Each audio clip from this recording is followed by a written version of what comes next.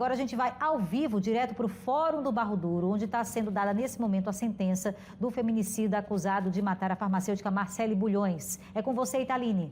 As qualificadoras do motivo fútil, do motivo cruel, do meio cruel... Bia, neste momento, a juíza Juliana Batistella está lendo a sentença e dando o veredito. A gente acompanha ao vivo aqui agora no Cidade AL. Por maioria dos votos, resta definitivamente condenado o réu Cícero Messias da Silva Júnior nas sanções previstas no artigo 121, parágrafo 2º, incisos 2º, 3º e 4º do Código Penal Brasileiro, em relação à vítima Marcele Cristine Silva de Bulhões. O artigo 59 do Código Penal prevê que na decisão condenatória o magistrado estabelecerá a pena conforme seja necessário e suficiente para a reprovação e prevenção do crime. Por tais razões, atendendo ao disposto nos artigos 59 e 68 do Código Penal, passo a dosar-lhe a reprimenda penal da seguinte forma. Quanto à culpabilidade, vê-se que a conduta do réu se demonstrou extremamente reprovável, diante dos golpes perpetrados em regiões vitais, com requintes de extrema crueldade, conforme atestado em laudo de exame cadavérico de folhas 217 e 218, em que consta lesão contusa grave em região cefálica, ocasionando fratura de base do crânio e hemorragia intracraniana, o que evidencia maior grau de reprovabilidade e grande frieza, como assim demonstrou o réu em seu interrogatório. Importante consignar que o crime foi praticado no dia 8 de março de 2023, data em que se celebra o Dia Internacional da Mulher, marco simbólico e histórico da luta pelos direitos das mulheres e contra a violência de gênero. Tal circunstância acentua ainda mais o caráter reprovável da conduta do acusado, que em plena data dedicada à valorização da dignidade feminina, perpetrou um crime motivado por questões de gênero contra a própria namorada. Dessa forma, valoro como desfavorável a presente circunstância. No tocante a seus antecedentes, no caso em comento, vê-se que possui processo criminal com condenação em seu desfavor, auto 070.7523/2018, de modo que levarei a efeito a condenação na fase seguinte dessa dosimetria. Não há nos autos informações suficientes para sopesar a conduta social do réu. Por não haver nos autos informações suficientes para sopesar a personalidade do acusado, também deixo de valorá-lo. Quanto ao motivo do crime, da análise dos presentes autos, vê-se que o acusado perpetrou o crime fundado em motivo fútil, conforme reconhecido pelo Conselho de Sentença. Entre mentes, esta circunstância já está sendo utilizada para reconhecer o crime na sua forma qualificada, razão pela qual não irei valorar negativamente a presente circunstância com o intuito de evitar bis in idem.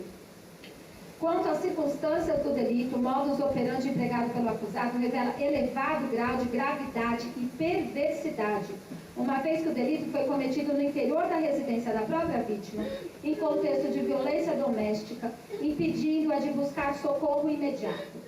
Ainda assim, a vítima conseguiu chegar até a porta de sua casa, implorando por ajuda, sendo então perseguida e alcançada pelo réu na entrada de um beco situado em frente ao imóvel. Além disso, vê-se que o crime foi praticado na frente de dois adolescentes, menores de idade na época, que correram atrás do réu e tentaram encurralá-lo numa travessa, mas não conseguiram contê-lo. Assim, valoro como desfavorável a presente circunstância. Em relação às consequências do delito, tenho que estas foram gravíssimas. Além da irreparável perda da vítima, a forma como o crime fora perpetrado causou profundo abalo emocional e psicológico à comunidade atendida pela vítima, que fazia trabalho social, além do abalo causado ao filho da ofendida, que ficou órfão e esteve presente neste plenário durante toda a sessão do Tribunal do Júri, visivelmente enlutado. Assim, valoro como desfavorável a presente circunstância. O comportamento da vítima em nada influenciou para o cometimento do crime, devendo assim ser considerada normal a espécie. Assim, considerando 3 circunstâncias desfavoráveis ao réu e uma circunstância como neutra, utilizo o patamar de 1/7 de aumento para cada circunstância, de modo que fixo a sua pena base em 18 anos e 9 meses de reclusão. Na segunda fase, analisando as circunstâncias legais genéricas, ressalto, consoante reiterada jurisprudência do STJ, que quando há o reconhecimento de mais de uma qualificadora, como no presente processo, as excedentes devem ser empregadas como agravante ou circunstância judicial. No caso em tela, estão presentes as circunstâncias agravantes reconhecidas pelo Conselho de Sentença do cometimento do crime com emprego de meio cruel e a do cometimento do crime contra a mulher por razões da condição de sexo feminina, previstas no Código Penal, seu artigo 61, D e F, bem como a agravante prevista no artigo 61, 1 do Código Penal, por ser o réu reincidente. Ademais, não reconheço por inteiro a atenuante da confissão, porque o réu, ao ser indagado no plenário do júri se confessava o crime, não confessou, dizendo que foi uma briga e reconheceu apenas que teria dado algumas pedradas na vítima, o que o fez porque houve testemunhas oculares do fato, e tal situação estava provada no processo. Mas quando o indagado se confessava o crime com seus qualificadores, disse que foi apenas uma briga e não confessou. Portanto, a atenuante da confissão deve ser aplicada pela metade, pois se trata da confissão imprópria. Assim, fixo a pena intermediária em 27 anos e 1 mês de reclusão. Terceira fase, não há circunstâncias, portanto, a pena definitiva é de 27 anos e 1 mês de reclusão. A detração deve ser feita pelo juiz da execução penal, porque não influi aqui no regime inicial. Indenização civil não há, porque não houve, deixa de arbitrar, porque não houve o pedido nesse processo, podendo ser feito em ação civil separada. Cumprimento imediato da pena. O Tribunal do Júri, nos termos do artigo 5º, inciso 38 da Constituição Federal, possui competência privativa para julgamento de crimes dolosos contra a vida, sendo a soberania de seus vereditos uma garantia fundamental assegurada pela ordem constitucional brasileira. Tal preceito confere ao Tribunal do Júri caráter singular no sistema de justiça criminal, reconhecendo que sua decisão deve ser observada e respeitada de forma plena. Vou pular aqui um pouco. No caso em análise, o acusado foi submetido a julgamento perante o Tribunal do Júri, qual, exercendo sua competência constitucional, decidiu pela sua condenação. A aplicação do artigo 492, inciso 1º, a linha E do Código de Processo Penal, conforme a interpretação consolidada pelo STF, impõe a imediata execução da pena, independentemente do quanto fixado, sendo desnecessária a observância do limite mínimo de 15 anos. Expressa-se o necessário mandado de prisão, devendo ser inserido no Banco Nacional de Monitoramento de Prisões, como pena provisória, em conformidade com o artigo 289-A do Código de Processo Penal. Considerações finais.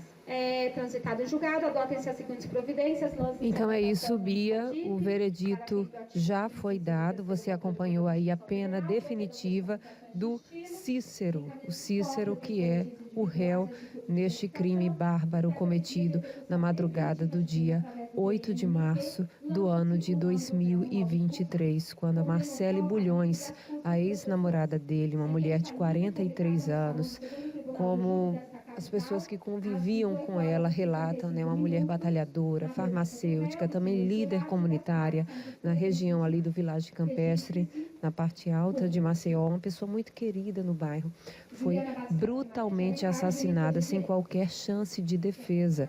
Inclusive, durante a denúncia feita pelo Ministério Público, isso foi citado, um homicídio triplamente qualificado pelo motivo torpe. Olha, neste momento o réu está já sendo conduzido lá para dentro pela Polícia Penal, porque a partir de agora ele vai cumprir esta pena em regime fechado, como você acompanhou aí a pena que foi dada pela juíza Juliana Batistella. E como eu estava falando para você, Bia, um crime cometido por motivo torpe, sem qualquer chance de defesa para essa vítima, tudo isso foi citado ao longo desse julgamento, que começou às 11 horas da manhã de hoje. Houve uma pausa às 3 horas da tarde, logo depois esse julgamento foi retomado e agora foi até bem rápido, né? Foi dado aí o veredito. Foi um júri popular, Bia. Foram 7 jurados no total que chegaram a este consenso. Aqui a gente acompanha a família da vítima. Por sinal, ao longo da entrevista, ao longo dessa entrada ao vivo, a gente estava ouvindo o choro do filho da vítima, né, a todo momento, desesperado nessa situação. Eu vou tentar conversar com ele um pouco. Mateus, você quer dar uma palavrinha com a gente? A gente está ao vivo no Cidade AL da TV Pajuçara. Você quer conversar conosco agora? Sim. Como que está o seu coração? Eu estava aqui do seu lado, me afastei um pouco, porque eu vi que você ficou imensamente emocionado com essa sentença. Um choro que parece ser de revolta, de alívio também. Você está muito emocionado. Eu já te peço desculpas por estar aqui conversando com você, mas é um tema muito importante. O assassinato da sua mãe teve grande proporção, foi um feminicídio e por isso que a gente precisa dar notoriedade a ele. Como você está se sentindo agora, depois de toda essa luta? É uma dor que eu vou carregar pro resto da vida, né? É uma dor que eu tô condenado a levar pra minha vida. E não é fácil. Eu sinto falta da minha mãe todos os dias.